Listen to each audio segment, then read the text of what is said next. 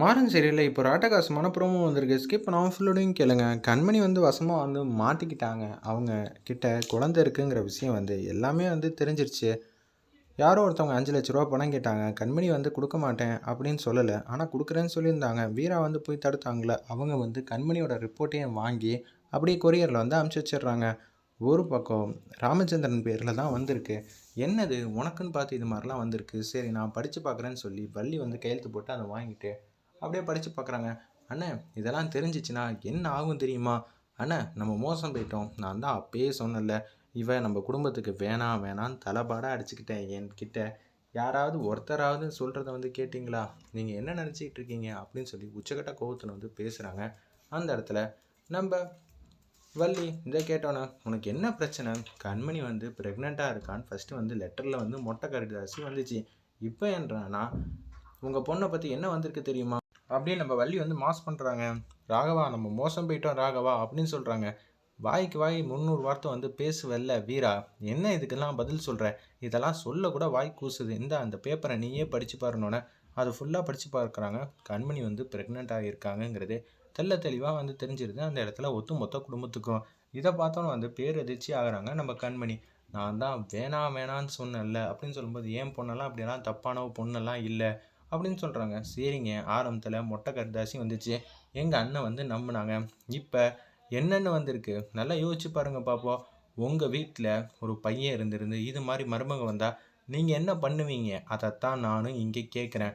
Report எடுத்து பார்த்துடலாம், எந்த பிரச்சனையும் இல்லை. இவன் நல்லவளா இல்லையான்னு அப்புறமேட்டு தெரிஞ்சுக்கலாம்ல. சந்தேகம்னு வந்துருச்சு.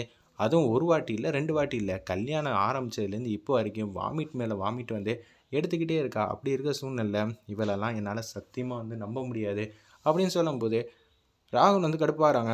தேவையில்லாமல் பேசுகிறவெல்லாம் வச்சுக்காதாத்த. ஏய் என்னடா காமெடி பண்ணுறியா? உன் வாழ்க்கையை வந்து தான் வந்து நான் போராடிக்கிட்டு இருக்கேன். நான் அப்பயே வந்து அரசல் புரசலாக தான் கேள்விப்பட்டேன். ராஜேஷும் இவனும் வந்து பைக்கில் வந்து ஒத்துமையாக வந்து போயிட்டுருக்காங்க. அங்கே வராங்க இங்கே வராங்கன்னு ஊரே இவங்க 2 பேரை பற்றி தான் பேசிக்கிட்டு இருந்துச்சு.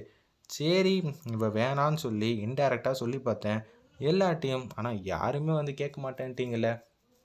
உடனே வந்து ஜெயலட்சுமி வந்து ஃபீல் பண்ணி அழுவ ஆரம்பிச்சிடுறாங்க. கண்மணி இதுக்கு தான் வந்து பயந்துக்கிட்டு அவனுக்கு 5,00,000 பணத்தை வந்து கொடுத்துருக்காளோ அச்சோச்சோ அப்படின்னு சொல்லி யோசிக்கிறாங்க. இந்த கல்யாணத்தை பண்ணி வச்சு ராகவன் மாமாவோட வாழ்க்கையை நம்ம தான் கேள்விக்குறியாக்கிட்டோமோங்கிற மாதிரி பாட்டத்தின் உச்சத்தில் இருக்காங்க. அந்த இடத்துல நம்ம நம்ம வீரா அந்த இடத்துல திங்க் பண்ணுற மாதிரி காட்டுறாங்க. உடனே வந்து ராமச்சந்திரன் வந்து கடுப்பாயிட்டாங்க. என்ன ஆதாரம் காட்டினாலும் பரவாயில்ல, நான் வந்து என் மருமகளை தான் நம்புவேன். நிச்சயம் கண்மணி வந்து தப்பான பொண்ணு இல்லை. யார் தான் இந்த காலத்தில் வந்து லவ் பண்ணல, பைக்கில் போகல, அப்படியெல்லாம் எந்த பிரச்சனையும் இல்லைண்ணே. நீ மொட்டையாக வந்து பார்த்துக்கிட்டு இருக்க, அவ்வளோதான் சொல்ல முடியும்னு ஒரு பக்கம் உச்சக்கட்ட கோவத்தில் வந்து வள்ளி வந்து பேசுகிறாங்க. ஏங்க என் பொண்ணை வந்து இப்படி அசிங்கப்படுத்துறீங்க? என்னமோ நான் பிளான் பண்ணி அசிங்கப்படுத்துகிற மாதிரி சொல்கிறீங்க. இது எல்லாம் உண்மையிலே வந்த ஒரிஜினல் பேப்பர். இந்த பேப்பர் ஒரிஜினலாக இல்லையான்னு இங்கே ஃபோன் அடித்து பார்க்கலாமா? இல்லாட்டி அங்கே ஹாஸ்பிட்டலில் போய் கேட்போம் இதெல்லாம் இருக்கா இல்லையான்னு.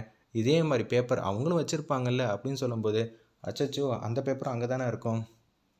கண்மணி இன்னிலேருந்து இந்த செகண்ட்லேருந்து எங்கள் வீட்டு மருமகள்லாம் கிடையாது.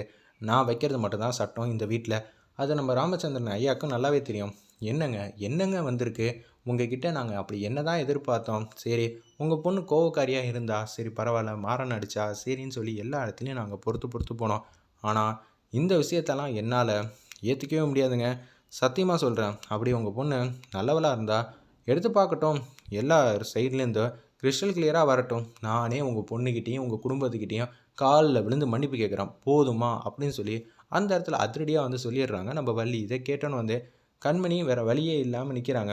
மடியில் கனம் இல்லைன்னா அப்புறம் என்ன தயங்குறீங்க அப்படின்னு நம்ம வள்ளி வந்து அதிரடியாக வந்து பேசினோன்னா வீரா வந்து பதிலுக்கு சொல்லிடுறாங்க. சரிங்க பார்த்துடலாம், உங்களுக்கு இது மாதிரி தயக்கம் வந்திருக்கு, தெரிஞ்சோ தெரியாமலோ எங்கள் சைடு வந்து வீக் ஆகிட்டே போயிட்டுருக்கு, என்ன விஷயங்கிறத நிரூபிச்சுட்டு அதுக்கப்புறமேட்டுக்கு இந்த வீட்டுக்கு மருமகளாக இருக்கலாமா வேணாமான்னு நாங்களும் முடிவு பண்ணிடுறோம்.